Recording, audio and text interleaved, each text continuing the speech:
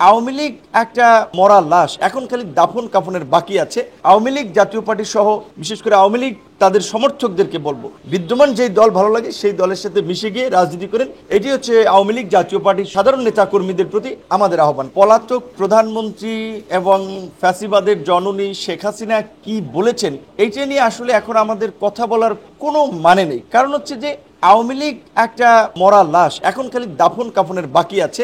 এই দেশের জনগণ গণ অভ্যুত্থানের মধ্যে দিয়ে আওয়ামী লীগকে রাজনৈতিকভাবে প্রত্যাখ্যান করেছে। আওয়ামী লীগের আর এদেশের রাজনীতিতে ফেরার সম্ভাবনা নাই। এমনকি আওয়ামী লীগের যারা লেসপেন্সার জাতীয় পার্টির মতো এরকম আরো যারা দোসর ছিল, তারাও অচিরেই বাংলাদেশের রাজনৈতিক অঙ্গনে নিষিদ্ধ হবে।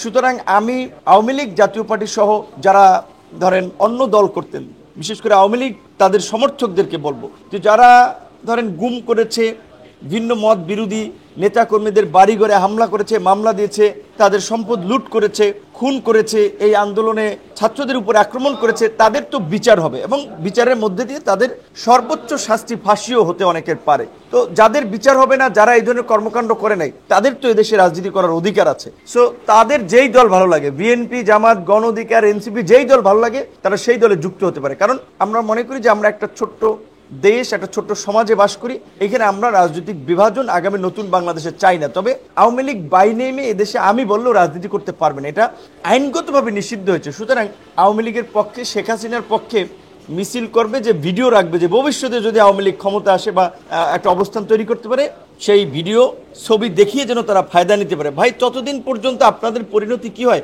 এটা বলা যায় না। অযথা আপনি মিছিল করে রাস্তায় নেমে জনগণের গণধোলাই, পুলিশের পিটানি, তারপরে মামলা ফ্রি। সো এইগুলোর তো দরকার নেই। তার চেয়ে বরং বিদ্যমান যেই দল ভালো লাগে সেই দলের সাথে মিশে গিয়ে রাজনীতি করেন। এটি হচ্ছে আওয়ামী লীগ জাতীয় পার্টির সাধারণ নেতা কর্মীদের প্রতি আমাদের আহ্বান। কারণ সাধারণ নেতাকর্মী যারা, তারা রাজনীতি করবে, এই দেশে থাকবে, সেটা আমরা চাই। আর যারা ক্রিমিনাল অপরাধী তাদের বিচার হবে এবং বিচারে তাদের শাস্তি নিশ্চিত করা হবে, সেই দাবিতেও কিন্তু আমাদের শক্ত অবস্থান আছে।